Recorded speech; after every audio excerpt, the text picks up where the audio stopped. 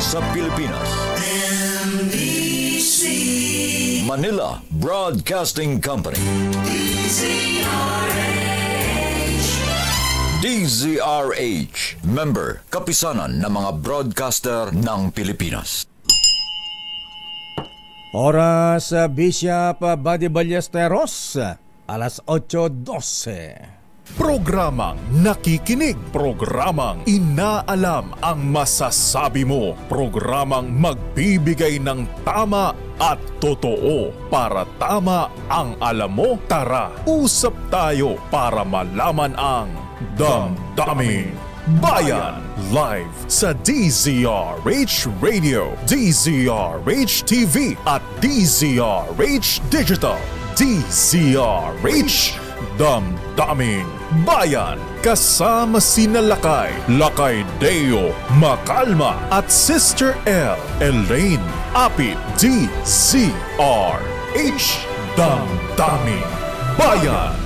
Damdaming Bayan. Good morning, Senator Grace Po. Ikaw na ba? Ikaw na ba, sis?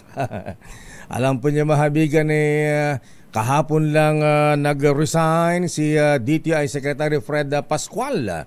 Abay, lumulutang na ang pangalang Senator Grace Po na maaring maging DTI Secretary. Ayan.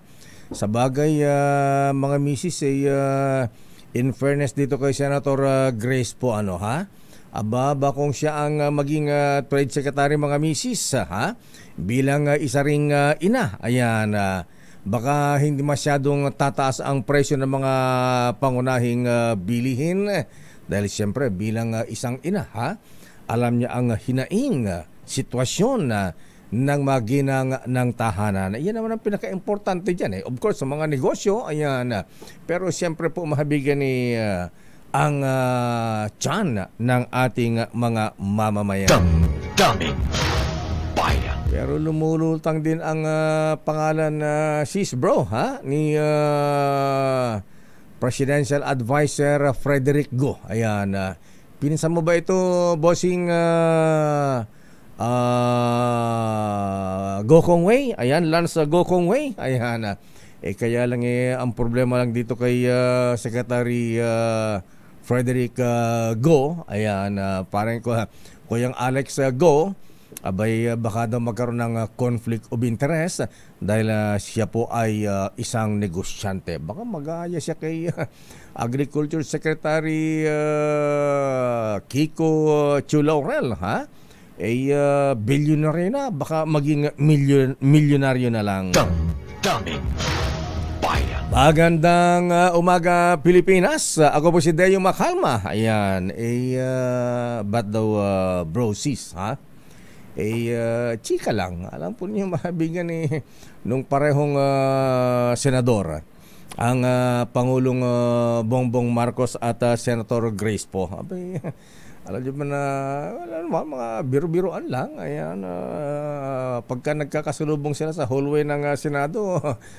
Senator Cheese, Senator De Butler, tawagan nila, hi sis, hi bro. Damdaming Bayan. Marami tayong isa ngayong tatalakayan. Good morning sa mga taga-Department of Public Works and Highways. Naku, Secretary Manong Manny Bonoan.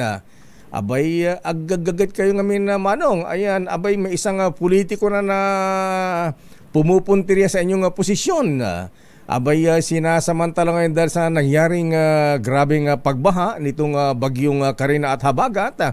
Abay, may mga grupo ngayon na palitan na yung Secretary Manny Bonoan na yan. Kaya lang yung maingay, ayan, yung naghahangad, ayan, na gustong pumalit ka kay Secretary Manny Bonoan, isang politiko po, mahabigan. Abay, sabi nga sa Senado, ano? Politiko? Ayan, ayaw namin ng politiko, lalo na ito ay kilalang traidor sa kanyang mga naging mga kasamahan. Damdaming Bayan. Hindi yan, traidor, Ayan, anyway, mamaya tatalakayin natin yan, Justice Sam Martires, Ang dami natin mga issue ngayon. Abay, pati sa post office pala, Mr. President, ha? Abay, alam po yung sa post office, hindi natin maintindihan kung sino talaga ang postmaster general ngayon dyan sa post office. Kasi yung dating postmaster general, abay, in-housed. Ayan, pinatalsik ng board, mahabigan. Matapos mapatalsik, abay, ang galing naman niya. Ayan, pumunta sa Malacanang. Abay, nagkaroon siya ulit ng appointment, ha? At pagkatapos, abay, nanumpa pa. Ay, sa inyo yata nanumpa ito, CJ. Ayan, Chief Justice Alexander Jesmundo. Ayan, kaya sabi naman niya, pinatalsik niya ako, pero ako, eto, inappoint muli at nakapanumpa na ako kay Chief Justice. So, ang problema sa post office ng mga kuya, mga ateng, ha? Abay, ano yan, ha? Sino ngayon ang tunay na postmaster general? Yung inelect ng board o yung inappoint ng Malacanang at nanumpana kay Chief Justice Jesmundo? Ang gulo-gulo, ano, ha? Daming bayan. Pero para hindi tayo maguluhan, mahabigan, aga namang mamigyan ng pamasko itong si Sherwin Alfaro. Abay, hindi pa ako nagsisimulang programa, pamasko na kaagad. O sige, pagbigyan natin yan, ha? Baka mamaya mapanis yung Aguinaldo, ha? Pang Aguinaldo ating ninong ng bayan, Sherwin Alfaro sa ating DZRH, Malakas Aguinaldo promo. Dahil 85 taon na ang kauna-unahan sa Pilipinas at ang MBC, mas gumanda na, mas pinalakas at mas pinalawak pa ang pamimigay ng ating papremyo. Ito ang DZRH Mas Malakas promo, kung saan pag naabutan namin kayong malakasang nakikinig o nanonood sa DZRH ay mananalo ka ng instant 1,000 pesos at may kasama pang grocery bag ng DZRH. So ano pang hinihintay ninyo? Tutok na sa nangunguna kauna-unahang radyo sa buong Pilipinas, DZRH. Una sa Pilipinas, una sa Pilipino. Ang days before Christmas, Sister L, ha? Eto na ang Santa Claus ng bayan, ninong ng bayan. Abay, ba't ka nandyan sa Quiapo, ha? Abay, pinunta mo ba si Senator Lito-Lito Lapid-Lapid ng Batang Quiapo, Supremo, ha? Abay, may shooting ba dyan, ha? Abay, ang ninong ng bayan ay nasa Hidalgo, Quiapo, Maynila ngayon. Ninong Sherwin, please come in. Good morning. Ninong. Aba, nasa Quiapo Underpass, ha? Ayan na iniikutan ng jeep nung araw pagka buwibiya tayo mahabigan ng galing Quezon Avenue, ha? Ayan, Espanya, ayan, umiikot dyan sa may ano, ha? Ilalim ng tulay, kaya minsan yung mga jeep nun Quiapo ilalim, Quiapo ibabaw, ayan. Ninong Sherwin, asan ka? Asan si Ninong ng bayan, ha? Baka mapanis yung Aguinaldo dyan, ha? Mapanis yung vitamin E at vitamin R. Asan na Lotto King? Ikaw talaga Lotto King, sabi mo nandiyan na si Sherwin. Ninong, Sherwin! Ha? Asan si Sherwin? Ba't di papasok si Sherwin? Ayan, may ano ba? Ayan, Lakay. Ayun, pumasok din sa wakas. Lakay. Kala ko't binaha ka Ay, salamat. Ayan, okay, go! Lakay, dito kasi ako sa set ng Batang Quiapo, yung pamiusong Batang Quiapo set na pinapasukan ng Andiyan ba si papunta Coco sa community Martin? nila Coco Martin. Pero dito kasi Lakay, sa loob nitong compound na ito yung kung makikita mo, yan yung lumang bahay ni Pedro Paterno. Oh? Dito sa may Paras compound. Aba? Dito yan sa Hidalgo, Quiapo. Dapat inaayos sa yan. kaloob-looban nito Lakay, ito papasukin ko lang kasi may isang pamilya dito Lakay na talagang avid fan mo na sa iyo nakikinig tuwing umaga. At Abay, palaging pakilala mo kaagad sa akin yan. At bigyan natin kaagad ng Aguinaldo. Asan? Asan si Kuya? Ba't na nag-flip? Ayan, Lakay. Ayan, oo. Mukhang mahina ang signal mo, She, ha? Ayan, itaas yung antena. Ayan. Lakay, ito yung silong na ng property ng Paterno. Mhm. Pero ito sa silong Lakay, yan, ito Parang drainage area to nung galing sa second floor na drainage. Dito nakatira itong pamilya ni Pedro. Pedro Bucaneg. Aguilar. Pedro Pedro Aguilar. Aguilar. Tatay Pedro Aguilar. Bedridden na lakay. Nako. Si Pedro Aguilar. Pero paborito niya yung programa mo daw tuwing umaga. Yan At nahuli ko nga yung kanyang pamangkin na nasa labas. Nung nga makita natin lakay. Pinuntahan natin dito dahil lahat sila tatlong nakatira dito sa loob ng silong. Pawang may mga sakit. Naku, Diyos Medyo ko. madilim lang lakay. Oo. Kasi talagang walang kuryente. Nanay, magandang umaga. Yan si Nanay, kapatid ni Tatay Pedro. Ayan. Naku, wala Malilaw silang tayo kuryente. dito. Ayan, May oo. pailaw na lakay. Oo, ayan. Puro mga senior citizens na yata ang mga ito. Si Lola, magandang umaga po, Nanay. Kumusta po kayo dyan? Magandang umaga daw, Nanay. Ayan, mga senior na po. Ayan. Mga senior to lakay, magkapatid. Magkapatid. At, Magkapatid sila lakay. asan At si- pakita mo tatay yung radyo mo. asan si Mang Pedro? Ayun, ang kanyang radyo. Si Mang Pedro. Ayan, abay. Ayun ang kanyang radyo. Abay, so, Ayan, oo. yun ang kanilang libangan. Habang, oo. Oo. Ayan, At lakay, Sir dahil Will. nga paborito. Sino paborito announcer sa umaga? Si Aba, Deo si Mang Kumakakain, Pedro talaga biyan Si ng Deo Aguinaldo Kumakakain. kahit si Kuya Deo Pedro. Lakay, cash, tsaka ito na yung grocery. Pinapasok na natin syempre. Kailangan nila ng vitamin. Ha? Oo. Ito po yung inyong vitamin E. Yan, ha? Nanay, abutin mo. Ayan, oo. Kasama pa yung payong. Saka syempre, ang paborito nyong vitamin R at C. Ito na yung Ayan. lakay, RC. Yan, para sa Ayan, kanila. yung vitamin na Ito yung kanyang R grocery, kay tsaka yung nanay. inyong cash po. Yung vitamin Okay. E kay yung vitamin R kay nanay, yung vitamin E kay Mang Pedro. Tatay. Oo, kay tatay. Sa oo. magkapatid. Yan, Oo. hating kapatid ho kayo dyan, ha? Ayan, oo. At, Kaya bigay lang, yung sure. cash na 1,000 pesos. Bigyan mo sila ng tig-isang 1,000, Sherwin. Oo, si Kuya at Sige, saka isang si ate. 1,000 na 2,000 pesos para sa inyo, ha, nanay, tatay. Salamat po sa patuloy niyo pakikinig palagi sa DCRH. Teka Ano muna. masasabi niyo po kay Lakay Deo Makalma? Ay, wala po. Ay, apo, Ilocano mo. Kaya yan. Taga-ano kayo, apo? Ilocano, tama, Lakay, Ilocano si tatay. Taga-ano kayo, Ilocos, apo? Mang Pedro. Pangasinan. Pangasinan. Saka daw sa Ilocos. Mingan, Pangasinan, Lakay. Pangasinan. Ayan. Biruin mo Anong trabaho nila dyan? Matagal na ba sila dyan, Sherwin? Ba't wala paano kayo silang napunta rito kuryente? sa Silong?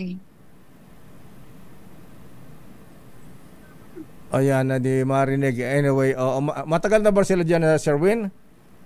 Nagtatrabaho dati. Ngayon, wala na trabaho si Kuya. Ilang taon na ako kayo rito? 1980s pa raw, Lakay, Naku, nandito na sila. Diyos ko, Yan oo. yata ang mesa nyo, mesa pa ni Pedro Paterno. Ayan, oo. Pero may malakay lumang-luma ni mga gamit din nila. Galing yun sa likuran nila. Ano ba yung At tira? dito na lahat. Dito na rin yung lutuan. Diyos At ko. dito na rin yung tulugan.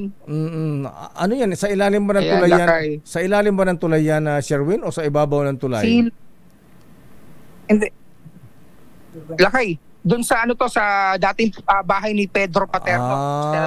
Okay. Pedro oo. Paterno. So dyan sila nakatira Nasa, ngayon. ito yung pinakasilong, yung Naku, ilalim. Diyos ko, yung, Tapos ito yung drainage. Malaking tubo pala itong drainage galing sa itaas. Nakikita At ko dito yung... nga bumabagsak yung tubig. Pero ito sa tabi nila yung bumabagsak. Naku, yung bubungan ni Wala Sherwin na silang na... harang, Lakay. Yung bubungan ni Sherwin, nakita ko, lumang-luma na, Mura kasi kinakalawang yung na. upa rito, Oo. Lakay. Kaya sige. napagtsatsagaan nila na Sherwin, magkano lang ang upa rito.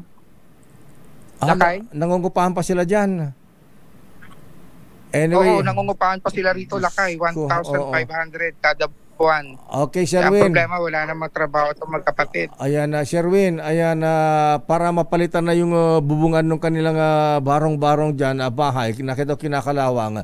Dagdagan mo pa ng tig-isang 1,000 si Kuya at saka si ate para pambili ng yero. Ayan, 4,000 cherry na looms. kay. 4,000, Sherwin. Pagbigyan mo sila. 4,000 naku, laking tulong, Lakay, sa Ayan, kanila. oo. Dahil sa sitwasyon ito. Diyos ko. 4,000 na po makukuha ninyo.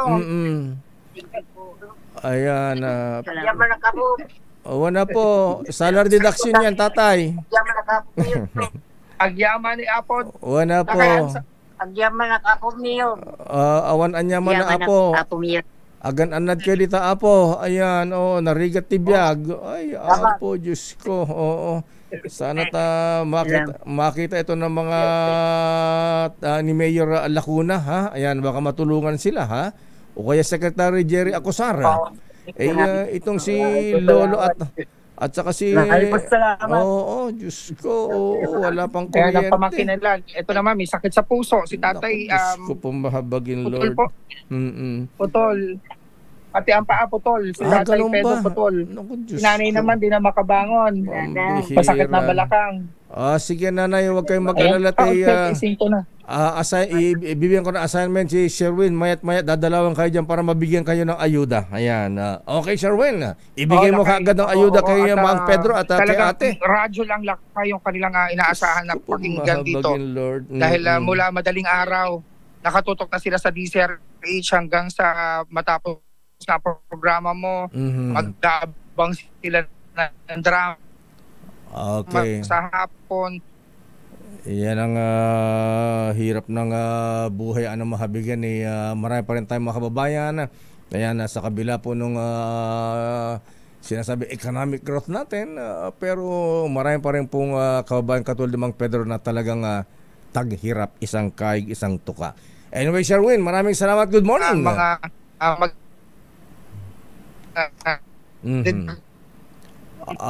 May pera ka ba dyan? May 4,000 ka ba dyan? May pondo ka pa? Live mula dito sa... Putol-putol yung signal mo. Anyway, maraming salamat, Sherwin. At kina mga Pedro at Diyos ko. Meron palang maraming ganyan pa rin po sa Maynila. Mahabigan, ha? Sana mapasyalan ng mga taga DSWD ng Manila City Hall itong pamilyang ito, mahabi, nakaawa, ha? Ayan na senior citizens, ayan na putol ang paa, may karamdaman. Yung bahay po, mahabigan, barong-barong na kinakalawang na parang Elmer Ngo. Ayan, parang Elmer Ngo, pwede ba kitang tukahan? Pwede bang pasyalan si Mang Pedro at ayudahan natin ng kahit 3-4 na piraso ng cherry looms GI seat, ha? Matibay na matibay. Maraming salamat, Sherwin Alfaro mula sa Hidalgo Street, Quiapo, Manila. Babalikan natin ang babalikan natin ilang pang mga issues. Ayan. Abay, itong mga jeepney drivers parang oil spill lang sa Bataan. Oy, Commissioner Bian Rubio Apo, ha? Ayan, pabantayin nyo nga itong mga puerto dyan sa private ports dyan sa Bataan. Kaya isang barkong sumadsad dyan na may kargal langis, iniwanan na, ha? Suspetsa smuggled. Ayan, yung makargang langis, ha? Ayan. Marami smuggler ng sabi na ating bubit, yung mga private ports yan sa Bataan, dyan ang daungan ng mga smuggled na langis. Babalikan natin si Calando Marquez, Greg, ha? Ayan. Itong grupo rin ng mga jeepney drivers away-away dito sa issue ng PUV modernization na ipinapatigil ng mga senador. Ayan. Alam po yung sa totoo lang po, hindi naman tayo tutol sa PUV modernization. Kaya lang yung sistema po mabigan ang mali, ha? Yung ginawang consolidation at pagkatapos yung bang initsepera yung mga local manufacturers natin ng jeepney, hindi dapat i-modernize ang gawa ng Sarao Francisco Motors, Melford at iba dyan na Amante, ha?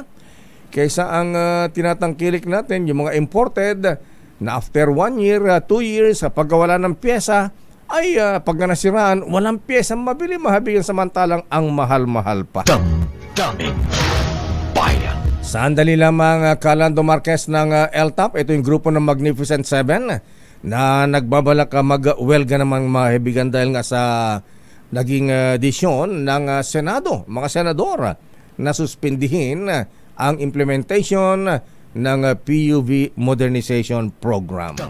Daming bayan. Oras, Chief Justice Alexander Jesmundo, alas 8:32. Magskila. Pa rin itong rekta itong mga katropa mo talaga, Sister L, ha? Ang ingay-ingay. Ayan, palibhasa maraming mga issue ngayon. Kaya itong si Senator Bam Kiko at Attorney Shell Jokno, abay, pagdating sa edukasyon, trabaho, batas, sa food security at agrikultura, abay, gustong-gusto nilang sumabi sa mga issue, Kalando Marquez, ha? Kasi nga naman yung kanilang programang rekta dito sa DZRH. Anong araw yan, Sister L? Yan, Lakay, ay tuwing araw ng Sabado, alas 6 hanggang alas 7 ng gabi. Ayan. At siguradong siksik na siksik sa talakayan at pagbabahagi ng kaalaman ang programang nakatutok sa mga isyong malapit sa puso ng masa. Kiko ito, ha? Ayan, tubig at langis talaga, ha? Abot na ba hanggang Dolomite Beach? Pero sandali lamang, mahibigan, sandali lamang, Kalando, ikaw nang susunod, ha? Uy, nako, Sherwin. Sherwin, kunin mo yung tunay na pangalan ni Mang Pedro at saka si yung kapatid niya, ha? Diyan sa, nako, dami na antig, Sister L, Lakay, ha? sabi ko nga sa'yo, pagpasok ko pa lang parang medyo nanghina ako. Ay, talaga, kasi nakakaawa yung kanilang sitwasyon. Masakit sa dibdib, ano, ha? Ayan, abay, sabi ni Kuyang, itago na lang sa pangalang initial na BP, ha? Ayan, sabi ni Kuyang BP Mayor, ayan, at dagdagan ko ng 5,000 yung dalawang matanda sa Hidalgo, Quiapo. Ayan, ako na po ang bahala. Ayan, nako talaga, ha? Don't mention my name. Ayan, mga kabayan natin, mga taga-Kawang Gawa. Salamat po sa inyo pong tulong. Eto rin, Sister L. Ayan, yung mga alumni ng ospital ng Mayla, ayan, nakikinig din pala sila sa atin, nanonood, ha? Tinatanong nila kung saan daw yung exact location nung humingi po ng tulong kay Mayor Hani Lacuna at papupuntahan daw po ng kanyang mga tauhan. Ayan. Wow. At si parang Elmer Ngo, ayan, abay, Mayor ng Cherry Looms, ayan. Magbibigay ba ng yero, Lakay? Ilang yero ba ang kailangan dun sa barong-barong ni na Lolo at Lola, ha? Para hindi sila binabaha, natutuluan ng tubig kapag sila ay kapag umuulan. Naku, Diyos ko, ha? May mga kapansanan ng mga senior citizens at wala pong hanap buhay. So, requestin natin kay Batang Quiapo. Baka nakamonitor sa atin si Sir Flor ngayon. Senator Florante Rosales, ayan, tutukahan na kita. Ayan. Assignment mo na yan. Assignment mo na yan.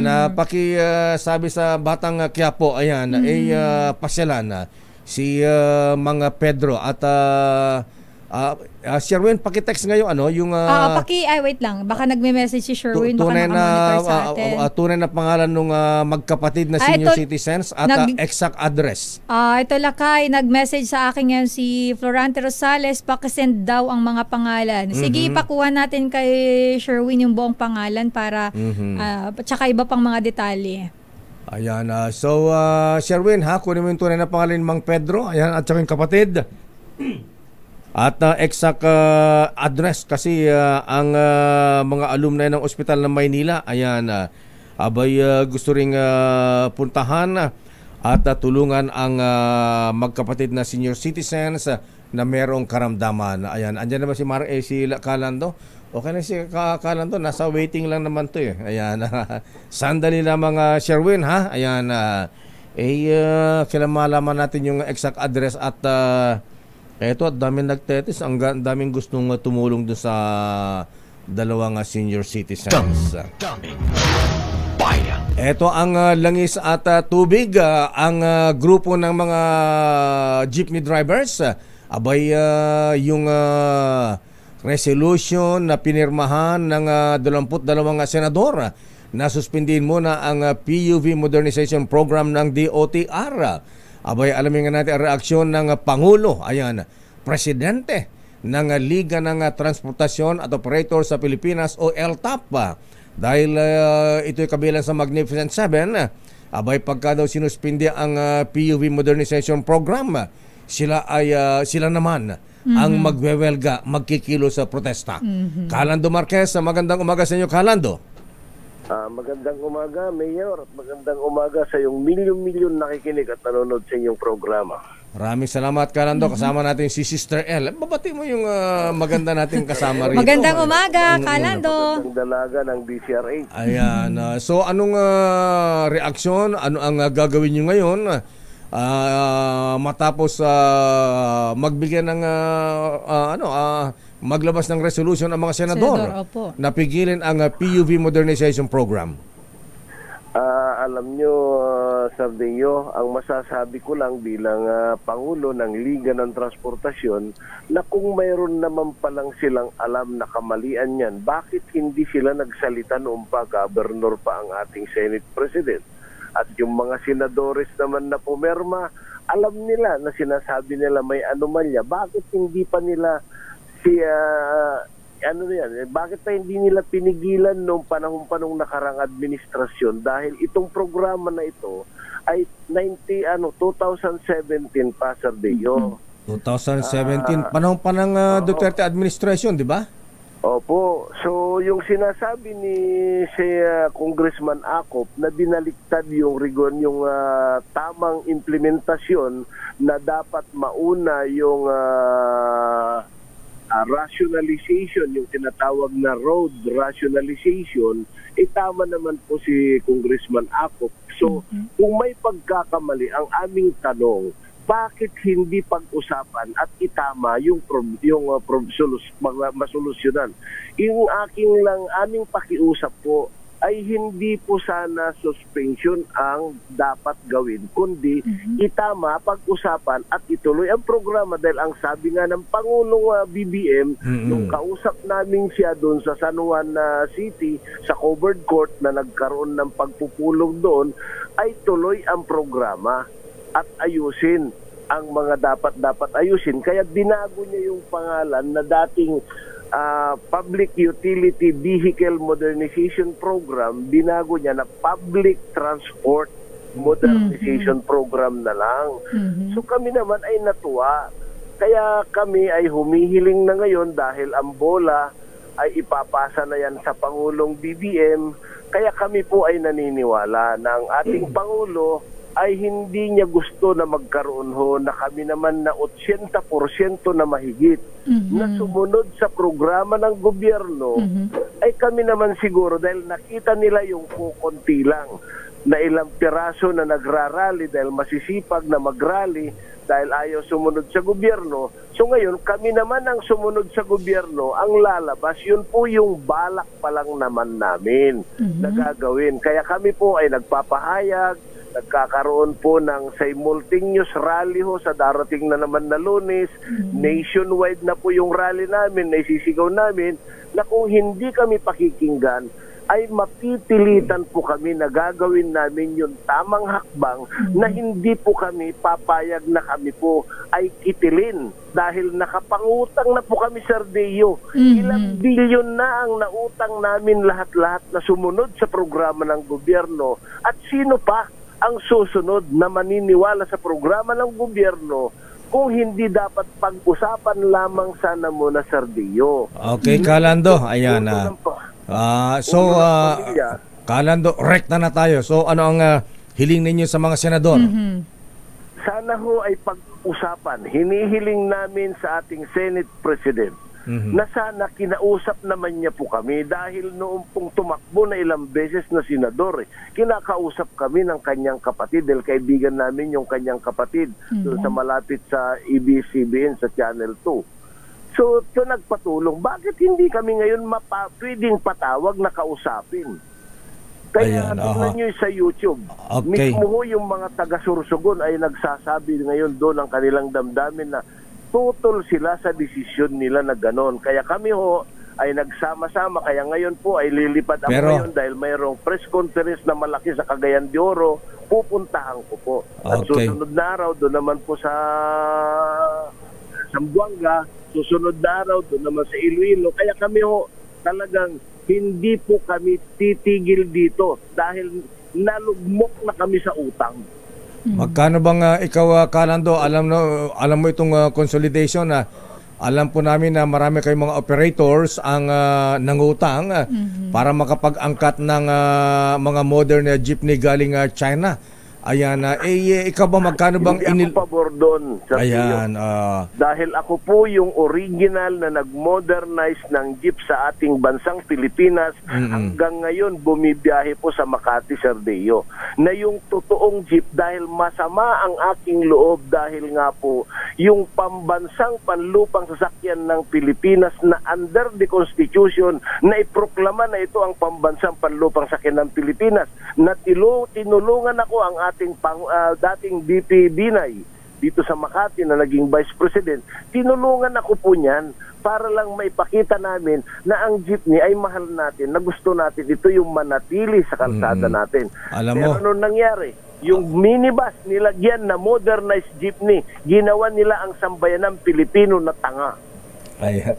Alam mo, Kalando, yan ang isa sa mga issue kasi tinangkilik natin yung galing China na after...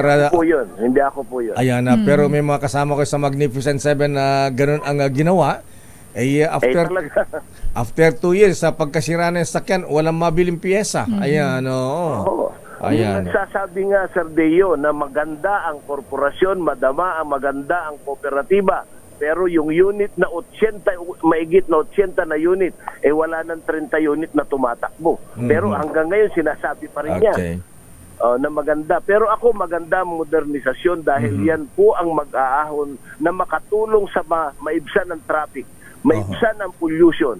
Pero sana kinausap muna lang sana kami, Sir Deo, ng ating mga senador bago naman sila ipinasa itong na to. Kaya kami nananawagan na kami sa darating na eleksyon na wag iboto na itong mga kumikitil sa amin. Chill lang. Ayan masyadong hot. Baka ma-high blood.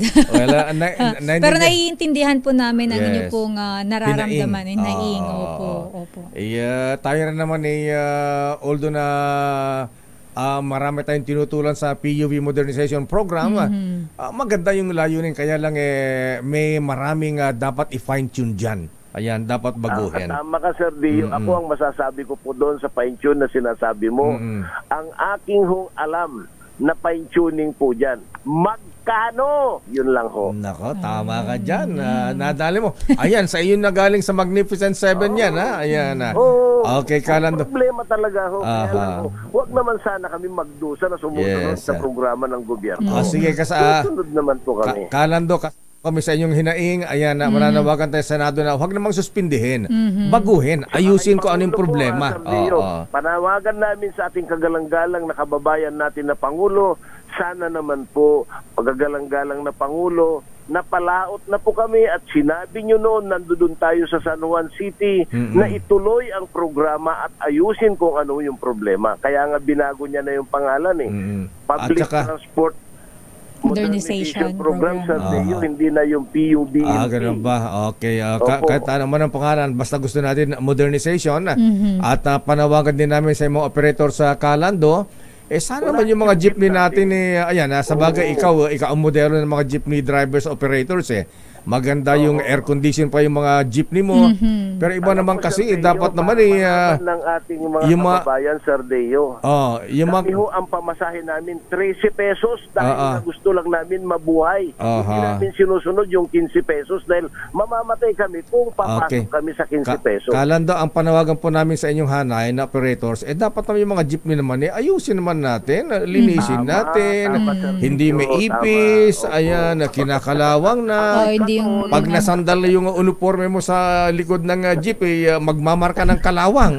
May cheese na. Tama ka, Sir. Ayusin naman. Pati yung driver, maligo naman. Ayun, tama ka, Kuya Lando. At saka wag naman yung naka-sleeveless pagkatapos ang ganda-ganda nung katabi. Ayan, Ako hindi ako sakay, Sir Dio. Kaya panawagan natin, Sir Dio, kung ano nangyari, kami sa Liga ng Transportasyon, sumulat na kami ngayon kay Secretary ng DepEd na isama na yung curriculum sa kaalaman ng regulasyon ng transportasyon. Okay.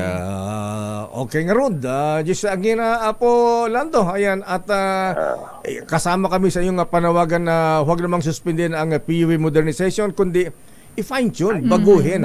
Itama Ayusin. yung mga mali doon. Ayan. Opo. Ayan. Okay, Kalando, mabuhay ang mga jeepney drivers, operators. Maraming salamat, Sir Deo, at yung kasama mong napakaganda ang boses at siguro mas maganda sa personal. Feeling ko nakalimutan na ako ni Kalando. Kalando, na feature kita dati at yung modernized jeep mo dati. Sa dami ng mga bineso-beso nitong mga lady announcers, nakalimutan ka na. Okay ka. Kalando, maraming salamat. Sir Deo, mabuhay ka Mayor at mabuhay ang mga buong sambayan ng Pilipino. Susunod po kami kung ano yung ikabubuti ng buong sambayan ng Pilipino at sana pakinggan yung mahigit na 80% na transportasyon na sumasang-ayon sa program. Lando Marquez, ang Pangulo ng Liga ng Transportasyon at Operator sa Pilipinas, LTAP. Alam mo, Sister Ella, yes, tama rin naman na pabor tayo sa modernization. Transport modernization. Kaya lang dito sa inaprubahan ng DOTR, tama si Kalando, ayan, hanay na po mismo mahibigan ng mga jeepney drivers, operators ang nagsasabi na wag nyo namang suspindihin. May mga kumita. Yes. Ayan, tsaka sabi niya nga magkano. Yes. May mga kumita kaya ipinagpilitan yung consolidation, yung pagbuo ng kooperatiba para makapag-angkat na maraming mini bus daw, mini jeep galing China. Ayan. Kaya iba dyan, di natin na ewan ko ba, babagin din ang pangalan, ha? Yung mga kumita dyan sa komisyon. Sino ba?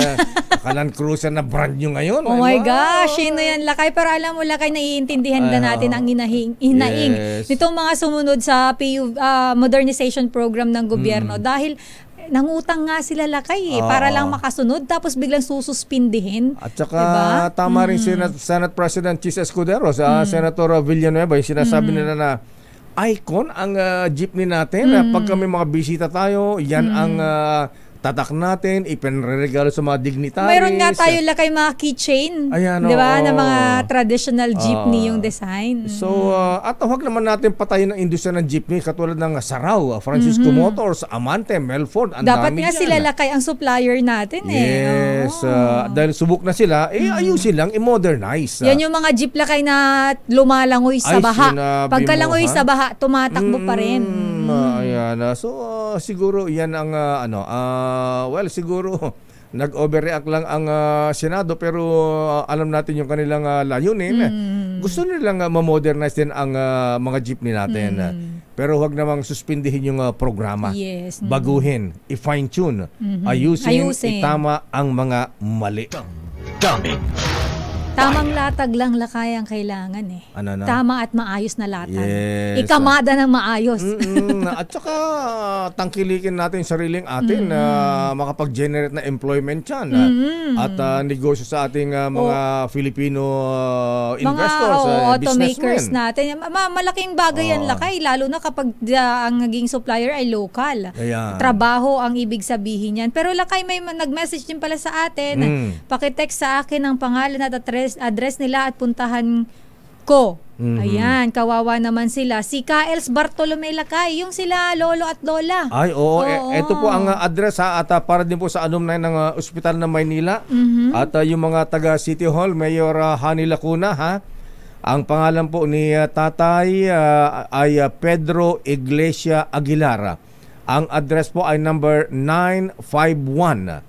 951 Hidalgo Street, Quiapo, Maynila. Ayan.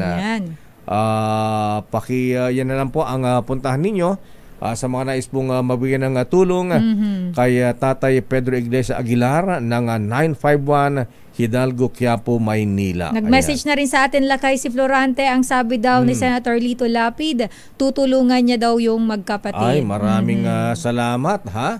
At baka ang Meralco, baka gusto mo silang bigyan ng libreng kuryente. Kawawa naman ha? Abay, may sakit pa, putol pa ang paa ni Tata Pedro. Ayan.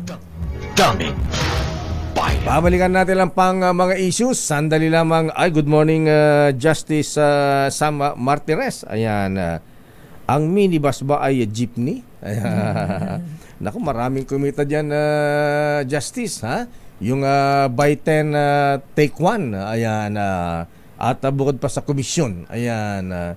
Yan kasi, pagkatapos, after 1 year, 2 years, ala na. Ayan, pagkasira na, ala ng piyesa. Daming Bayan. Oras, Sister L. It's 8:58. RH number RH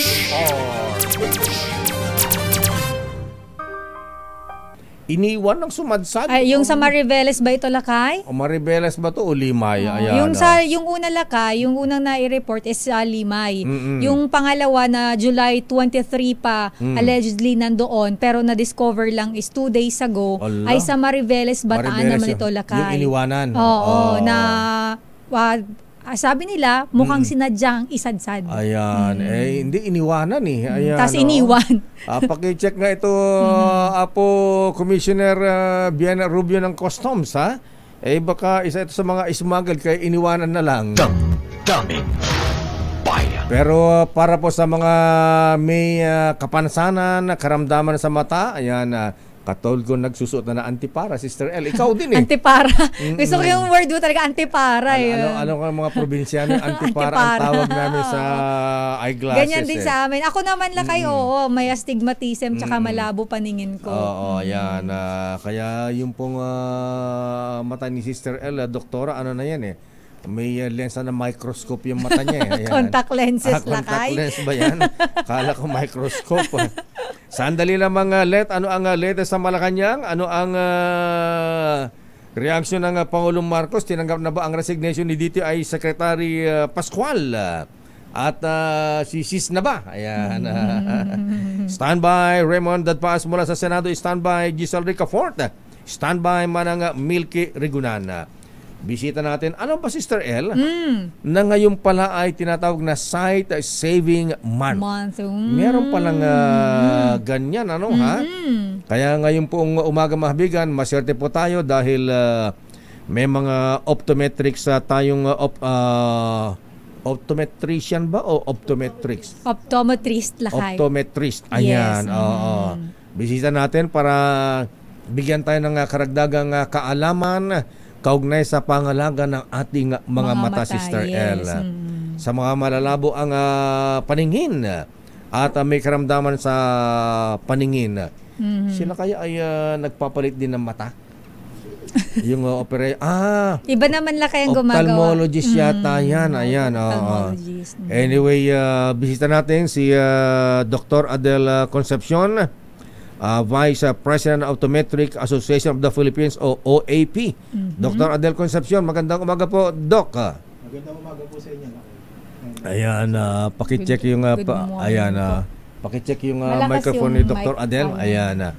At kasama rin natin si Dr. Sally Simbahon Coloma. Aba, Coloma, Ilocana ka siguro, Coloma ang asawa mo, Apo Doktora. Actually, yung asawa ko po ang Coloma. Ayan, kaya nga po Ilocano yung mga Coloma, mga Ilocano yan eh, ha? Siya po ang dating presidente ng OAP at si good morning Doktora. Ayan, good morning po, Lakay. Ayan, si Manong Sani Coloma ba ang asawa nyo? Kamag-anak po ng asawa ko. Oo nga pala, hindi nga pala. Ayan, kilala natin si Mrs. Coloma. At kasama natin si Dr. Christine Ann Concepcion, ang secretary ng OAP Camanaba Chapter. Dr. Christine Ann, good morning. Good morning po. Ayan, tignan mo nga naman yung mga sama ng mga optometricians. Ayan. Optometrist, Lakay. Optometrist. Ayan, tignan mo naman sama ng mga optometrist, ha? Itong dalawang bisita natin, dati mag-shota lang ito eh. Ngayon mag-asawa na pala. Ayan. Abay sumali rin sa anniversary ng DCRH Operation Tulong, Lakay. Operation Tulong po, DCRH mismo, Dr. Adel, ha? Mukhang DCRH po. Mukhang DCRH na kaya anniversary. Nung, part ng medical mission natin. Yes, namigay sila ng mga libreng reading glasses. Ayan. Tapos check-up ng mata. Ayan, free check-up. Sana, Dok, araw-araw. Huwag namang araw-araw. Ayan. Sabi lang kay, abuso na yan. Anyway, Doktora Sally Simbahon, ma'am, so ano po ang layo nitong Sight Saving Month? Ano ang ginagawa niyo pagka ganitong buwan ng Agosto? Akala ko Ghost Month ang August ha? Sight Saving Month pala ito. Yes, since 1980 sinicelebrate po natin yung Sight Saving Month.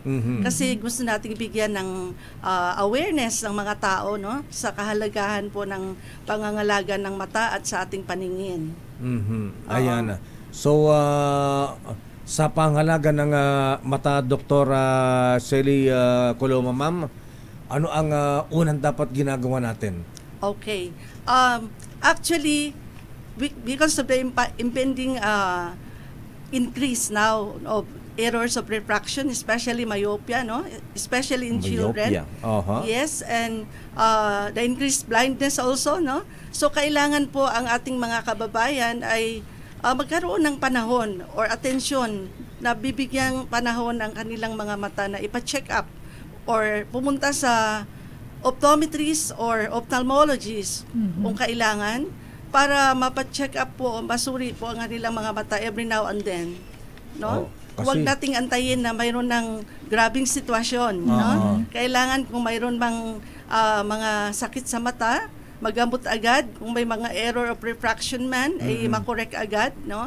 At huwag na nating bigyan ng panahon na or pagkakataon na lumala pa, no? Ayan, and it will lead to blindness, no? Kasi Dr. Adela Concepcion, kadalasan po ayan, katulad ni Sister El, pupunta lang sa sa mga sa optometrist pagka malabo na yung mata. Ayan.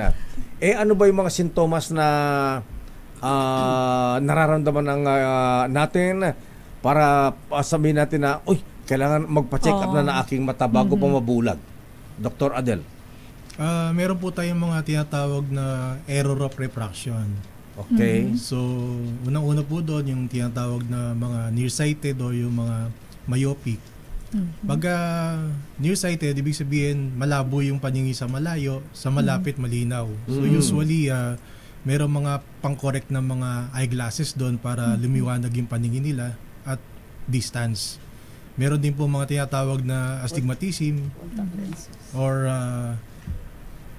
yung mga presbyo. Ganun po yung mga nag-i-start ng mga 40 years old, lumalabo na yung paningin nila sa malapit. So, kailangan naman po ng reading glass, eyeglasses or contact lenses po. Ayan. Doktora Christian, bakit ganun po? Minsan, ang babata pa, nakasalamin na. Ito ba inborn yan o gawa nung kagagamit ng mga gadget? Technology, ng gadget. Tama po kayo, sa gadgets po. Sa gadgets. Kaya yung mga batang ginagawang babysitter cellphone, bawal po yun. Yung mga maliliit pang babies na mga 1, 2, 3, 4, ganun. Dapat wala muna silang cellphones. Yung gadget na na iPad para tumahan yung bata, minsan lalo pag nasa restaurant, nakita ko para tumahan yung bata, nakaharap yung iPad kung ano mga nandun. Yung ba nakaka-apekto rin sa eyesight ng isang sanggol, bata? Opo. Baka mabawasan yung talino nila pagka ganun. Pati talino, nakakabawas ng talino. Dr. Sally? Gusto ko lang i-elaborate kung bakit po, no? Kasi ang ating mga kabataan medyo nagde-develop pa ho yung eyeball. And then yes, and then kung ibabad mo siya sa gadgets, no, magdamag maghapon, nagiging yaya na yung gadgets niya. So nakatutok ho yan sa malapit. At dahil malambot pa po yung eyeball ng bata, nai-elongate po yon, nagkakaroon ng deformity which cause a lot of myopia, no? We have a lot of children. Ako, may mga patients ako, 4, 5 years old, ang tataas na ng nearsighted. Dahil nakahiga pa yan o nakadapa, no? So, nagkaroon ng deformity ang eyeball, no? At nagkaroon ng high astigmatism, no? Because astigmatism is also caused by deformity of the corneal surface of the eye. So, iwasan sana natin yung mababad yung mga bata sa sobrang gadgets. Mayroon pa kaming mga cases dyan na ayaw tumigil magdamag na naka-gadgets, so naglalaro sa cellphone. Since ayaw matulog, kusot ng mata, nagda-dry na yung mata, mayroon ng isang vein sa mata na pumutok at nagkaroon na ng hemorrhage. No? So tatakbo na sa clinic mo, akala mo kung anong nangyari. Yung pala hemorrhagic conjunctivitis because there is a vein na pumutok dahil sa sobrang tutok sa malapit, sa sobrang gadgets, nagda-dry na yung mata and then na-overfatigue na po yung mga ugat sa mata, no? So, iwasan sana natin yon para hindi mabihado ang ating mga kabataan. Sana ang mga magulang, bigyan nila ng time limit yung paggamit ng gadgets sa ating mga kabataan. Ayan. Tsaka napansin ko, Doktora Selly, minsan yung mga addict sa mga ganyan nakahiga. Masama ba yung gumagamit ng gadget, cellphone na nakahiga, mga ganyan? Ano ang proper na paggamit ng para di maapektuhan yung eyesight natin? Yes, dinidiscourage po namin yung nakahiga, nakadapa, or wrong posture in reading. Hindi lang sa bata, no, even to us adults, no? Kasi nga po, nagkaroon ng deformity yung formation ng eyeball, no? So, minsan wala naman siyang astigmatism sa kagagadgets niya or cellphone na nakahiga, nagkaroon na ng deformity. So, pag the next check-up mo, may mataas na astigmatism yung pasyente, no? So, nagkaroon po ng elongation or deformity ang eyeball with the posture. So, even during elementary days, no, proper posture in reading, tinuturo na po yan. Ay, oo nga, di ba? Kaya, yung makulit na nagbabasa kahit madilim, yung hindi na, parang, basta may konting ilaw lang, magbasa tapos nagbabasa ng nakaganito. Ayan, nakahiga. Didi-discourage po natin yan. Ayan. Dr. Adela Concepcion, ayan, ano ba yun? Hanggang anong taon na-develop ang eyesight na isang bata? Kasi sabi ni Dr. Selly, nadideform, ayan, hanggang anong years ba bago, parang pagtangkad? Parang fully developed na yung mata. Parang pagtangkad ng bata, di ba? Hanggang 18, pagka 18 na, sagad ka na, hindi ka natatangkad. Sagad na pag 18 na ka. Kahit na uminom ka pa ng 1 drum na cherry fur. Saka margarine. Tama po yun. During teenage years, nagde-develop pa rin po yung mata ng bata until the age of 24 years old. Then when they reach that age, nag-i-stop na po yung progression ng eyeball ng bata. Ayan. Sabi ni Dr. Selly na elongate. Paano what do you mean na humahaba yung cornea or inside the eyeball, it's soft, no? Para yung buko na inalisan mo ng shell, no? So malambot ho 'yan. Kaya nagkakaroon po ng elongation or deformity because of the posture and sobrang tutok sa malapit. In fact, we have fear na by 2050 the population will be 1/2 myopic or nearsighted, no? Because of sobrang near work at sobrang gadgets ng mga tao. Estimated 4.7 billion will become myopic by 2050. No? So, yan ang iiwasan sana natin, no? Although we have may mga may mga paraan para maiwasan natin 'yon, no? So, we have to really go and consult the proper eye care practitioners, no? The optometrists, the ophthalmologists, para po matugunan agad yung mga kapansanan sa mata. At maiwasan natin na magkaroon ng gano'n, no? In fact, yung sobrang myopia can also cause blindness, no? Or retinal detachment, no? And then an uncorrected refractive error, yung mga refractive error na pinabayaan lang, hindi naman kinorek, nagiging, ang tawag namin dyan is amblyopia or temporary blindness, no? Actually, hindi naman talaga blind yung mata, nang hina na or parang kinalawang kasi hindi tinugunan yung need, no? Pinabayaan na lang siyang malabo, no? So it comes a time na wala na talaga makita, pagpunta sa iyo kahit na anong gawin mo ng lente o contact lenses, hindi mo na ma-improve kasi nagkaroon ng amblyopia or temporary blindness. So we have some therapies for that, no? Tinitherapy namin, and then unti-unti habang bata pa na natutugunan naman. Dr. Christy Concepcion, na yung mga ganyang problema sa mga bata o kaya may edad na, nakokorek ba ng salamin? Opo, nakokorek po. Pero may time na kagaya ng sinabi ni Doc Selly, kapag napabayaan, kahit ikinokorek mo na, hindi mo siya maa-achieve ng 2020. Mag-stop siya. Ang problema po kasi, marami po kasing pinupuntahan ng mga hindi naman doktor. Maraming, kumbaga, nape-fake. Ganun ba? Tapos meron din po nabibili online. Meron din po, mga masyadong mabilis sa online Dr. Adel, alam mo sa mga mall, minsan tayo mga medyo nagkakaedad na pagka kailangan natin ng reading glasses, di ba? Susukat lang, ano bang grade mo? 150, 200, 160, 175.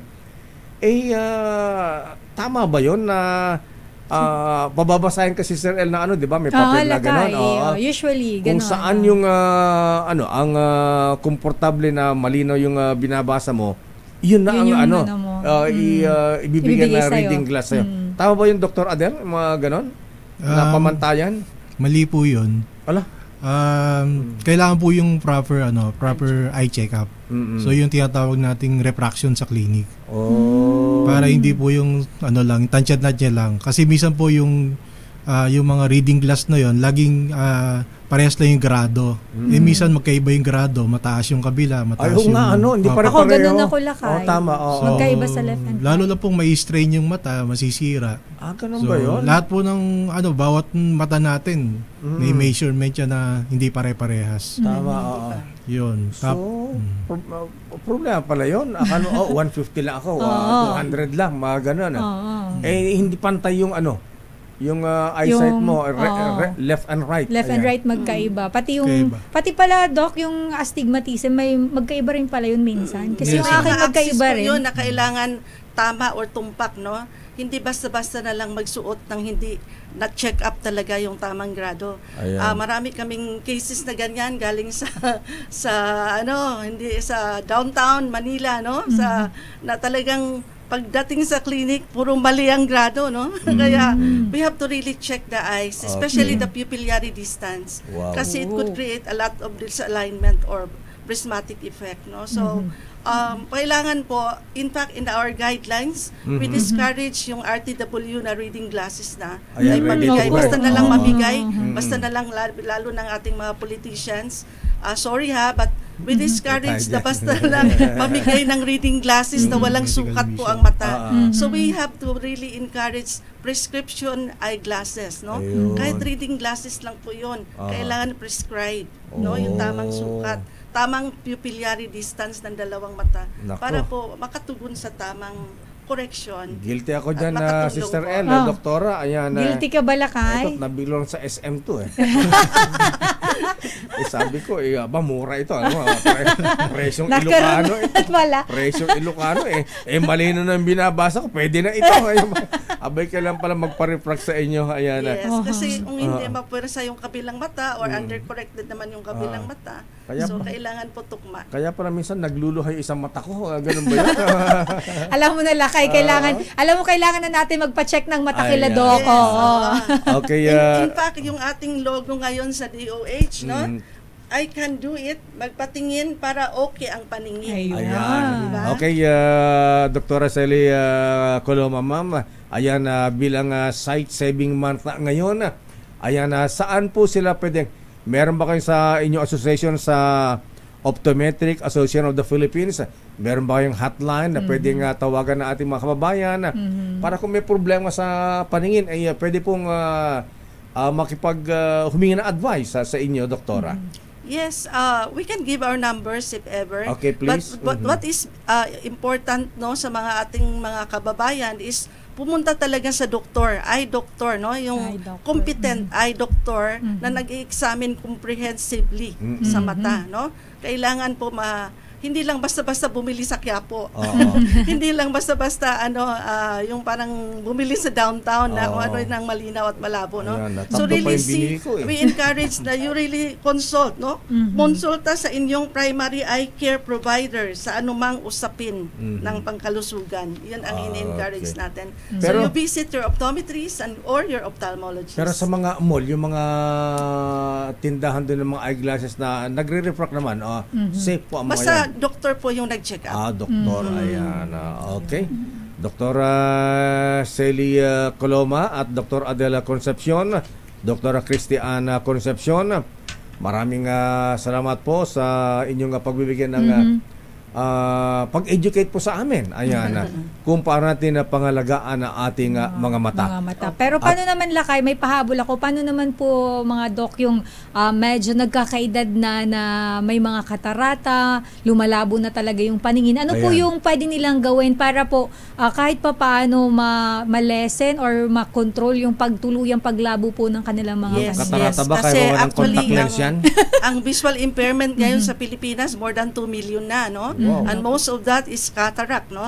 Most of that is glaucoma, no? So, and then actually 90% of this visual impairment can be corrected, can be helped, no? Kung natugunan lang agad at hindi na napabayaan. So ang first approach talaga, dahil ang marami ngayon ay ang optometrist, no? Kunti lang ang ophthalmology. So ang first line of approach on eye care is the optometrist. Now, when the optometrist can see na mayroong mga ibang kondisyon na kailangan pa po ng further examination and treatment or maybe surgery, no, we have to refer them to the ophthalmologist.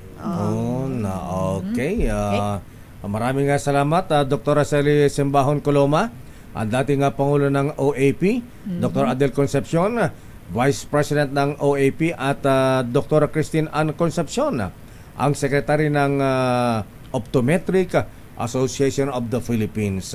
Thank you and good morning. Maraming salamat po sa pag-educate po sa amin, sa ating mga listeners. At warning na rin sa mga anak na addict sa mga gadget. Ayan, alam nyo na, ha? Huwag nyo palaruin nyo na lang. O kaya kayo na mismo makipaglaro sa mga anak nyo. Huwag na yung gadgets. Teka, doktora, meron daw ba kayong hotline? Ayan, na pwedeng tawagan. Pwede po yung ibigay yung number po ninyo. O FB page. Yes, we have the OAP Secretariat. Maybe I can leave this to you. Okay. This is guidelines of our association. We have here all the laws stated, no? Kung anong mga law ang in-observe natin. And then we have here the hotline. And then we have the cellphone number also. And even the address of our office. Thank you, Dr. Araceli Coloma, Dr. Adel Concepcion, and Dr. Christy Concepcion. Thank you and Thank you good very morning. much, no? Thank you po. At yun nga, I can do it. Magpatingin para okay ang paningin. Ayan. Sight saving month po itong August. So, bigyan natin ng atensyon ang pagpa-check up sa ating mga mata. May motorcade po kami sa August 11 sa Kamanaba. Motorcade. So, may migay pa kayo ng mga reading classes? Flyers. Actually, we will just go Kamanaba, no? And then, mayroon kami mga banners, balloons, and then public awareness on eye care. Okay, maraming salamat po sa ating mga bisita, Dr. Concepcion, Mr. and Mrs. Concepcion, and Dr. Araceli Simbahon Coloma. Thank you and good morning. Thank you very much. And God bless. Oras, Sister L. It's 9:25. This time check is brought to you by ACM Mamamayan dito sa Damdaming Bayan live sa DZRH Radio. Politikong gustong kunin yung posisyon ni DPWH Secretary Manny Bonoan. Sige, clue. Ayan, isang kongresista. Alupit. Ayan. Sabi. Alam mo na kayong A? Hindi mo alam yun? Hindi ko alam yung A. Ganun. Anong ibig sabihin? Yun yung bagong uso ngayon. Ganun ba yun? Pero, isang A kang alakay. Ganun ba? Mali ka. Ganito. Ganyan ba? Ganito kasi. Ganun ba? Bakit tatlo yung daliri? Ganyan. Ganyan. A for August. Ganun ba? Sign ng commercial yun. Commercial. Iba yan niya ka. Pero ayan na, para po sa mga nagtatanong, ako dami na antig dun sa kalagay ni Tatay Pedro. Oo, Lakay, tama ka. Ayan, ang daming gusto mabigyan ng tulong po, mahabigan. Ang address po ni Tatay Pedro Iglesia Aguilar, dyan po sa number 951 Hidalgo Street, Quiapo, Maynila. Ayan. Saan ba malapit ito, Sherwin?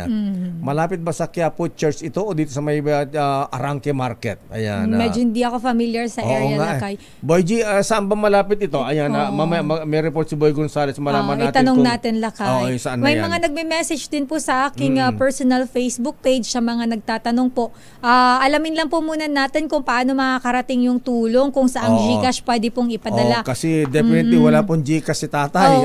For sure po wala. Pero tayo po ay maghahanap ng paraan paano po makakarating sa kanya yung inyo pong mga tulong, lalo na dun sa mga nagme-message sa atin. Ayan. At napakahalaga po talaga, ha?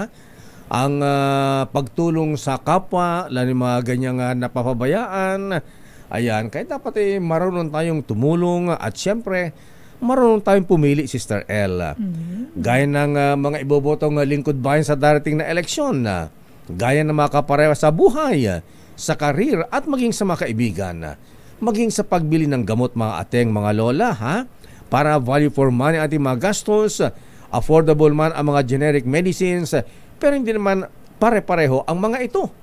Kapag may reseta ang doktor, piliin ang Rhea Generics.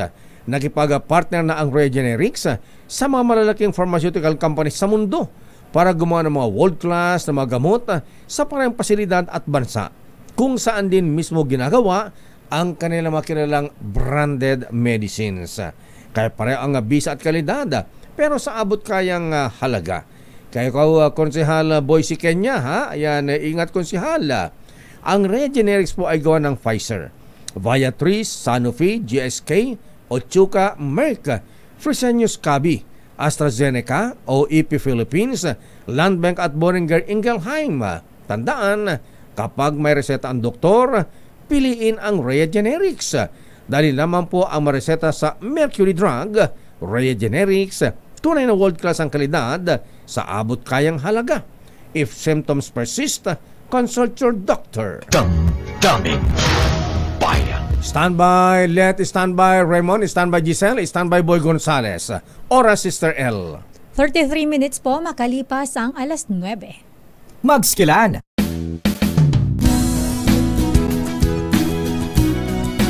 Oras, Sister L. It's 9:40. Hatawin natin ang mga reports. Unahin natin ang Malacanang standby Boy, standby Giselle, standby Raymond Dadpaas. Nakot, andyan ang mga taga DPWH ngayon. Naku, butit dyan, pagka sa Kongreso, baka bakbakan ng todo itong si Secretary Manny Bonoan. Dahil taga ron yung naglalabi ngayon. Ang sabi ay mukhang gustong wasakin si Secretary Manny Bonoan para siya ang pumalit. Oo, Sister L. Kaya lang nakatakot kung yung congressman ang maging DPWH Secretary. Bakit? Baka mabagon ang pangalan ng DPWH pagka si congressman ang naging secretary ng DPWH. Ano na ang ipapalit, Lakay? Baka ang maging pangalan Sister L ng DPWH kapag siya na ay ang pumalit, baka ito ay maging Department of Public Works and Highway Robbery. Ayan. Grabe naman yan, Lakay. Huwag naman sana. Kawawa naman tayo mga Pilipino. Kaya huwag naman si Congressman ang sa bagay, di naman siguro. Pero hindi naman siguro. Malabo siguro i-appoint ng Pangulo yan unless na makapaglabi ng todo-todo yan. Okay, report mula sa Malacanang. Update mula sa Malacanang, Thailand conglomerate. Ano ba paano? Charuwen? Lakay, hindi ko alam paano to. Sige, basta bigkasin mo basta yun na yun. Pokpan Group. Mislet, pinapahirapan mo ko. Charuwen? Ano ba to? Pokpan Group mag-i-invest ng karagdagang $1.5 billion, Lakay. Wow. Dollars to, Lakaya, sa Pilipinas. Oo. At ano-anong mga proyekto ito? RH14. Mislet Narciso. Mislet, paano to pinopronounce? Damay-damay na lang, Sister. Hirap talaga i-pronounce. Palalawakin ng Thailand at conglomerate na Charon, Pokpan. Yun. Charon. Parang chicharon lang Parang yan. chicharon lang pala ito. Maglalagak ito ng karagdagang $1.5 billion na pupunan sa bansa. Sinalakay niya na Pangulong Ferdinand Marcos Jr. at City Group Chairman Chris Cherabanon ang agricultural project sa pulong sa Lateral Mansion sa Malacanang Complex. Ayon sa Pangulo, Sisimula ng Thailand Multinational Company ang pagpapalawak ng business operations sa Pilipinas sa pagtatayo ng 10,000 ektaryang modernized mega farm. Una nang nag-commit ang Citigroup ng $2.5 billion investments sa sektor ng agrikultura sa bansa. Lakay? Ayan, maganda yan, ha? At sana ay makatulong sa ating food security. Ayan. Lakay, ito ay pinakamayaman sa Thailand, Lakay. Pinakamalaking kumpanya doon. Nasa nasa food processing. Mayroon silang convenience store na mala 7-Eleven. Mayroon silang mga supermarket. Ayan, maraming negosyo. Yung mga investment kailangan natin, hindi yung pogo-pogo. So, teka muna, tinanggap na ba ng Pangulong Marcos ang resignation ni Trade Secretary Pascual? Ay, oo, Lakay, dahil nagkaroon daw ng meeting yung dalawa kahapon before lunch, ang sabi ng PCO, at personal na tinanggap ng Presidente yung kanyang resignation. Ayan, at sino ang candidate? Si Sis ba o si Frederick? Meron ba, Miss Let? Mo? Ha? Biglang May mga nababanggit, Lakay, pero ang sabi ay hintayin na lang natin.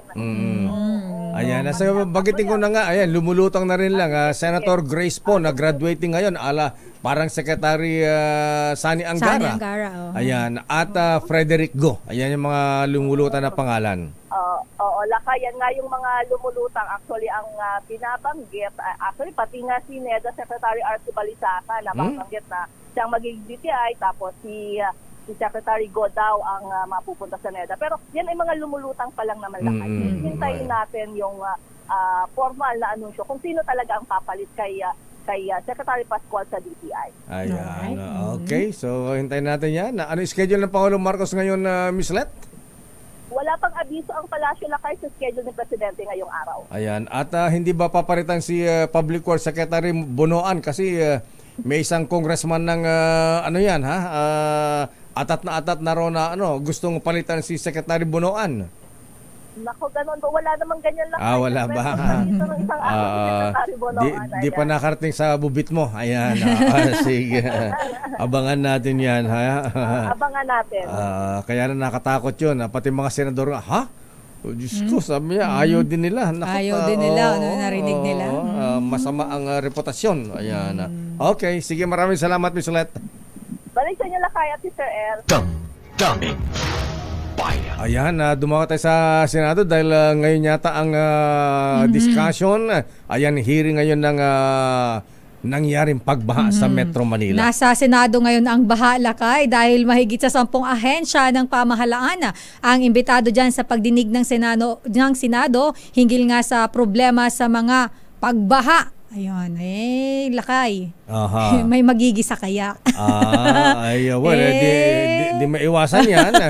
Kaya lang sinasabi nila, may nagawa naman ang Public Works, kaya lang tinimbang ngunit kulang. Ayan. Pero kasi, Lakay, di ba, yung mayroong statement that nung nakaraan si Secretary Bonoan na aminado siya na wala pa sa 30% yung nagagawa. Pero yun, Lakay pala, nung simula nung pagpasok kasi nila, di ba, even before, Lakay, meron na tayong proyekto sa mga ganito. Kumbaga, minana niya yung problema. Minana niya. Siya ang naging tagapagmana. Yes, yun ang masakit. Sa kanya inabutan. Yes, Lakay. Sa kanya inabutan. Kaya naman, alamin natin kung anong update. Nagsimula na ba ang hearing dyan sa Senado RH28? Raymond Dadpaas. Lakay, Raymond. Elaine, Mayor, abot sa 10 mga ahensya ng pamahalaan ang imbitado sa pagdinig ngayon ng Senate Committee on Public Works ni Senador Ramon Bong Revilla Jr. hinggil sa nangyaring pagbaha ng Bagyong Karina at panahon ng habagat. Nangunguna sa listahan ang Department of Public Works and Highways, ang Metro Manila Development Authority, Department of Environment and Natural Resources, ang DILG, Climate Change Commission, ang National Economic and Development Authority, Metropolitan Waterworks and Sewerage System, National Power Corporation, National Irrigation Administration, ang Union of Local Authorities of the Philippines, League of Cities of the Philippines, at ganoon din ang UP Resilience Institute at UP Disaster Risk and Exposure Assessment for Mitigation Program. na kanina nung ako'y pumasok doon, ay mga tawan pa lang ng committee secretariat ang nakita ko sa rector room kung saan gagawin itong pagdinig. Hindi ko pa nakikita, Mayor, si Secretary Manny Bonoan ng Department of Public Works and Highways na balitang pinagkakainteresahan ang kanyang posisyon bilang kalihim ng Department of Public Works and Highways. Pata sa Senado, kalat na nag-atat na isang congressman. Yung ngayong binanggit ni Senator Joel Villanueva kahapon, Mayor. Ganun ba? Yung aming nakausap at mukhang kaya nga ngayon pa lang kumbaga pahayag na ng kanyang pagtutol na yung DPWH or in the first place hindi daw dapat palitan si Secretary Manny Bonoan dahil walang ibang mas nakaiintindi ng mga programa ng DPWH kundi siya dahil matagal na siya dyan. At ang dapat lang nang gawin ay gampanan yung kanyang tungkulin at huwag siyang magpapag-influensya kung kani-kanino na lalo na yung mga politikong mga kontraktor. At ayaw nila na yung DPWH ay mapunta sa isang politiko na sa balitang-balitang isang kontraktor, ay baka lalo tayong mapahamak kung sakasakali. Kontraktor ba si Congressman? Kontraktor yun. Patay tayo dyan. Kaya naman pala eh. Pag kaya naging secretary ng DPWH, sabi ko baka maging Department of Public Works and Highway Robbery.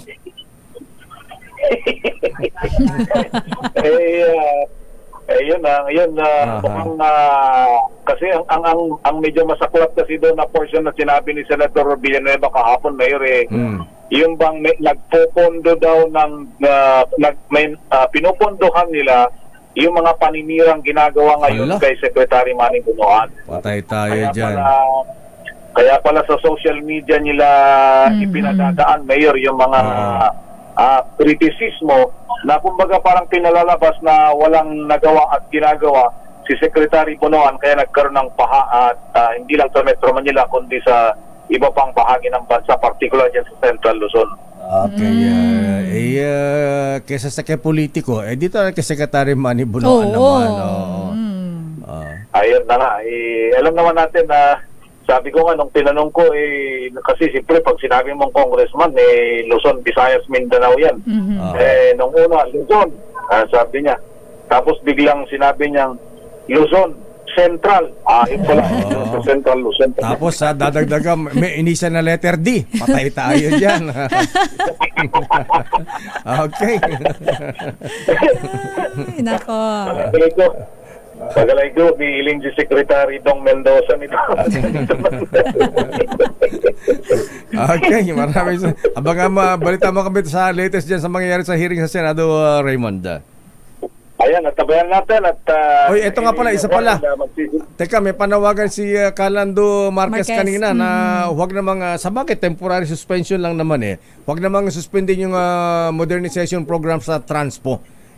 Amyendahan lang, ayusin yung itama yung mga mali. Ang narinig naman natin malinaw yung pagkakabanggit kanina ni Senator J.B. Ejercito, Mayor, na sa kanila is temporary yun. Kumbaga, isaayos lang yung mga kahilingan at yung lang yung binanggit niya. Hindi naman permanenteng tatanggalin dahil kumbaga, unanimous naman na lahat tayo gusto natin ng maayos na transportasyon. Modernize. Wag naman yung kawawa yung mga drivers at ganoon din na isasantabi yung mga original na gumagawa ng mga jeep dito sa Pilipinas. Wag naman yung tatakbuhin mo diyan kung saan galing bansa na yung design ay napakaalanganin. Kaya nga nung unang hearing na nagsalita na si SP Chis Escudero, sabi niya iconic yung jeep na yun, bakit nyo haalisin bigla? Yun ang kanilang isa sa mga puto. So kumbaga may assurance naman, Mayor, na itong pirma ng 22 senators doon sa resolution na yun ay hindi nangangahulugan na ipatigil na yung modernization program ng transportation, kundi isaayos lang yung mga problema dahil hanggang ngayon napakarami pang mga reklamo, Mayor at Elaine. Okay, maraming salamat, Raymond. Banggitin ko lang, Mayor, na itong grupo ni Senator Supremo Lito Lapid ay nandyan sila sa Masinloc, Zambales ngayon sa araw na ito. Akala ko, Senator Florante Rosales, nandyan na kay Mang Pedro Aguilar dyan sa 951 Hidalgo Street, Quiapo, Maynila. Pero Lakay, tumawag daw kanina personal si Senator Lapid kay Florante Rosales. Sinabi na, pinapasabi daw sa atin na siya mismo ang tutulong dahil nakamonitor pala siya kanina. At para baka pwede pang kumita si, may dagdag kita si Mang Pedro Iglesia Aguilar. Baka kuha na isang eksena dun sa kanilang bahay. Ayan, para yung location shooting may kita yung magkapatid na may kapansanan. Ayun, pwede rin siguro ngayon. Naka-monitor naman nila at nakikinig yung grupo ni Senator Lito Lapid. Okay. Maraming salamat, Raymond. Mula sa Senado, ito si RH28 Raymond Dantas, nagulat para sa DZRH, una sa Pilipinas, una sa Pilipino. Daming bayan. Marami pa tayong commercial. Sandali lamang ha. Standby Milky, standby Boy, standby Nicole. Ipasok mo natin isang report si Giselle. Si Giselle muna, Lakay, dahil dyan sa may FTI sa Taguig, mayroong 45 pesos na bigas na nabibili at yan ay only sa mga consumers.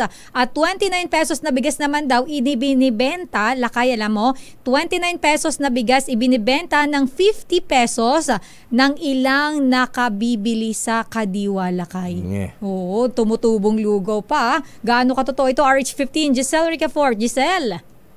Sister L, Lakay, unlimited ang 45 pesos na bigas na pwedeng mabili sa Food Terminal Incorporated sa lungsod ng Taguig sa ilalim ng Rice for All program. Kaiba yan sa anunsyo ng Department of Agriculture na limitado sa 25 kilo ng bigas ang pwedeng bilhin kada araw.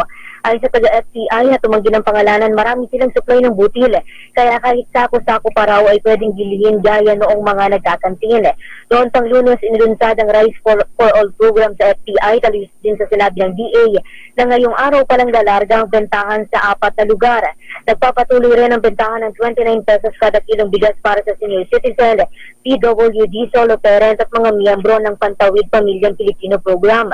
Ay sa ilang pumila rito gaya ni Nanay Nena, masarap at maalsa naman daw yung nabibili niyang bigas at bagamat may pagkamadilaw umano'y nareremedyo naman sa ugas. Ibinunyag din ni Nanay na ilan umano sa mga nakabibili ng 29 pesos na bigas sa lungsod ng Taguig ang ibinibenta pa ang nabiling butil sa 50 pesos ang kada kilo. Pakinggan natin ang bahagi ng ating panayam. Na bumibili ng maraming 29, kapila-pila, siyempre, isa-isa. Tapos, pagdating nung binibenta, 50 pesos na. Nalaman lang nila yung hindi pa nakakaalam noon, nalaman na nila, sinabi ko, hindi yan pumila kayo dahil hindi yan 50 pesos, binibenta yan. Ito si Giselle Ricafort para sa DZRH, una sa Pilipinas, una sa Pilipino. Maraming salamat, Giselle. Pati ba ng mga senior citizens dadayain pa.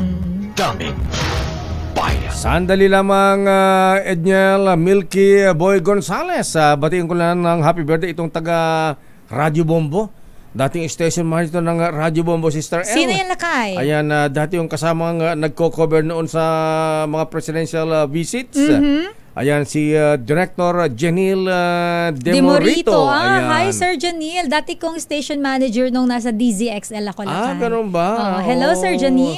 So, bulkot sa Radio Bombo, napunta na ng DZXL itong si Janil? Oo naman. Ayan, galing talaga itong si... Ngayon, director na ng, ng DAR. Talaga? Department of Agrarian Reform. Siya ang head ng Communications Department ng DAR. Nag-DAR na pala si Sir Janil. Congrats, po. Janil, Director, ha? Napakabait niyan, Lakay. Basta Radyo, DZRH. Bombo pala. Basta Radyo DZRH. Ayan, basta Siyempre, Radyo DZRH. Bombo. Ayan. Happy birthday din kay Miss Grace Kujamat, ang magandang branch manager ng Metrobank, Bankmer branch sa Ayala, Makati. At kay Mr. Jimmy Serato. Abay, ngayon pala ang birthday ni Mr. Jimmy Serato, ha? Ng Jim's Coffee. Happy birthday po. Happy birthday din kay Mr. Ronald Mascareñas ng Chooks to Go. Abay, sabay sila. Director Josel Ubensa na nagbabalik golf na ngayon after 2 years. Cesar Abaricia ng Sial Kabibi. Oy, Mr. Cesar Abaricia, belated happy birthday. Mr. Willie Barlis, Mr. JUV, at Kuyang Jack Mangalindan. At congrats kay Kuyang Mr. Yusek Aldi Nieves. Aba, ikaw pala ang administrator ngayon, Kuyang, ng OTS. Office of the Transportation Security ng dyan sa NAIA. Ayan. Siguro wala nang ano ngayon, wala nang laglag bala dyan. Ayan. Wala nang buriki dyan. Ayan. Buriki. Yung mga para sa bigas, yung binuburiki, tinatanggalan na alalaman. Ayan. Binabati ka, Mista, ng mga taga PMA Sandigan 82. At binabati natin si kung Brian Yamsuan, abay maganda yung programa dyan sa Paranaque para sa, ito maganda ito, Manang Milky, ha? Siya ay may panukala na bigyan na priorities na hanap buhay para sa mga senior citizens at mga PWDs. Ayan na. Ganda yan, kailangan natin kasi maraming retired senior citizens na malakas pa. Pagkatapos wala nang hindi na pwedeng magtrabaho. Kung kaya pa naman, bakit hindi? Standby Milky, standby Boy, standby Edniel, standby Nicole. Oras, Sister L. 2 minuto na lang, alas 9 na. Unahin natin report mula kay Boy Gonzales. Abay, meron daw mga murang bigas. Katulad lang kayo nung dun sa may Taguig, mga bigas na ibibenta sa halagang 29 pesos at Rice for All program. Ititinda sa Kadiwa dyan sa may Bureau of Plant Industry. Nakahanda na daw yan. RH29, Boy Gonzales. Boy. Sister Ella Lakay Gayo, marami pang supply ng bigas na dumating ngayon sa sinasagawang Kadiwa sa Bureau of Plant Industry sa San Andres, Manila. Ito yung mas marami pang residente at hindi residente na Manila ang makabili ng murang bigas ng 29 na bigas. Ito yung Rice to All program ng Department of Agriculture. Nasa 120 sako ng 50 kilo ng bigas. Sa lalim ng 29 program ang ibinebenta dito ngayon, habang nasa 150 sako ng imported na bigas ang inilaan naman para sa Rice for All program na nasa 45 pesos ang kada kilo para ngayong araw. Nagsimula magbenta ng bigas dito sa Kadiwa sa Maynila kaninang alas 8 ng umaga at magtatagal ng alas 3 ng hapon mula Webes hanggang Sabado. Ang 4-piece PWD, solo parent at senior citizen ay maaaring makabili ng 5 kilo ng bigas sa ilalim ng 29 at Rice for All program. Nilinaw naman ni Agriculture Secretary Arnel de Mesa, makakabili ng hanggang 25 kilo o isang sako ng imported na bigas na nasa 45 pesos ang kada kilo ang mga hindi kabilang sa vulnerable sector. Sinabi naman Lakay ng mga namili na si Maria de la Cruz, residente ng Adriatico, nakasubok na sa ng 29 pesos na bigas. Maganda at kalidad dito dahil sa maalsa. Pakinggan natin si Nanay Maria de la Cruz. Request ba kayo na mas maganda araw-araw? Everyday okay. Kasi yung 5 kilo, kulang ho yan sa isang araw, 8 kami sa bahay. Nakakatipid kayo? Okay, nakakatipid ho. Sobra ho. Tipid sa bigas.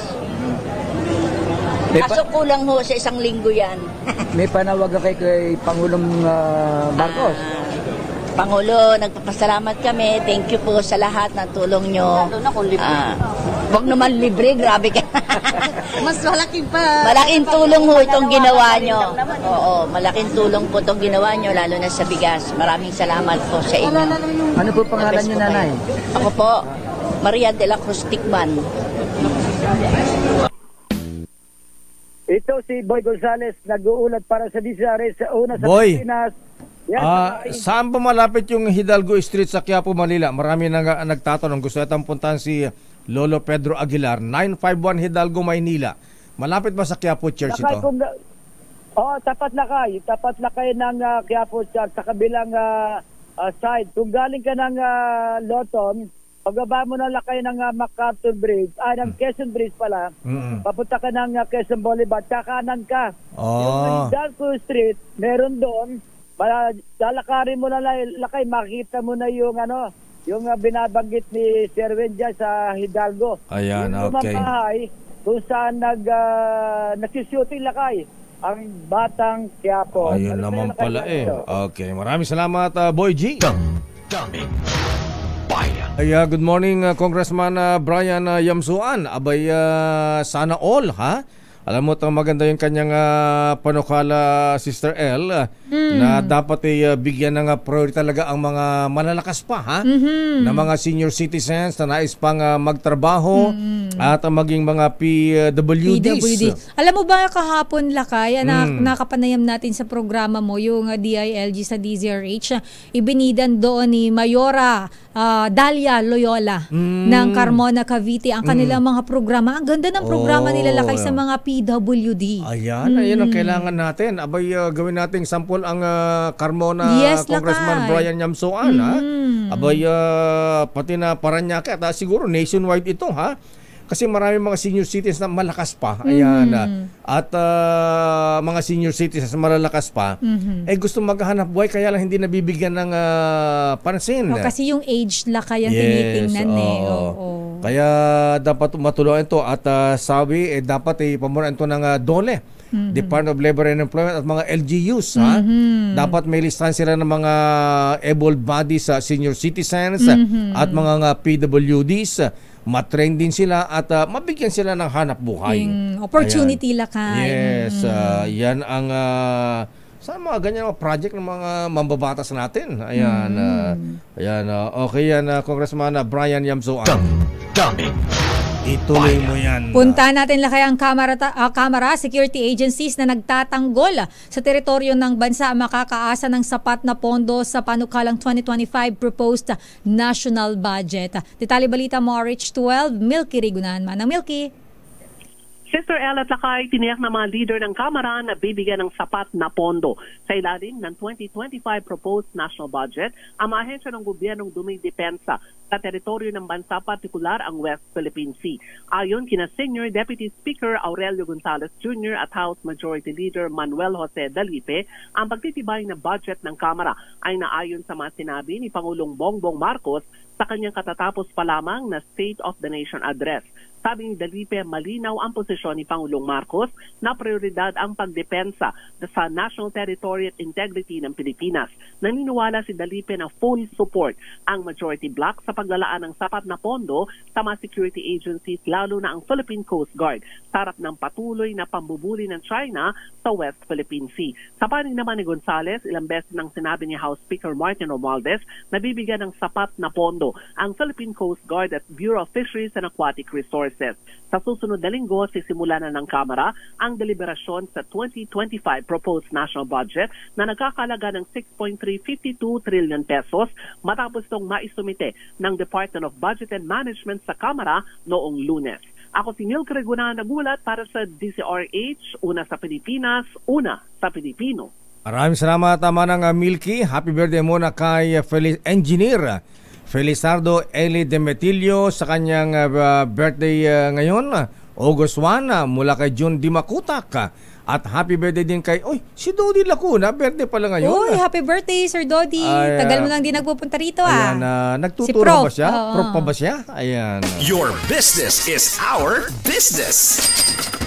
Ang inflation rate posibleng bumilis para sa buwan ng Hulyo ayon sa Bangko Sentral ng Pilipinas. Report mula kay RH17, Mrs. Nicole Lopez Puyawan. Nicole. Yes. Posibleng bumilis at lumagpas sa target range ng gobyerno ang inflation rate o galaw sa presyo ng mga bilihin para sa buwan ng Hulyo. Sa pagtaya ng Bangko Sentral ng Pilipinas, posibleng maglaro sa pagitan ng 4% hanggang 4.8% ang magiging inflation rate noong nakaraang buwan.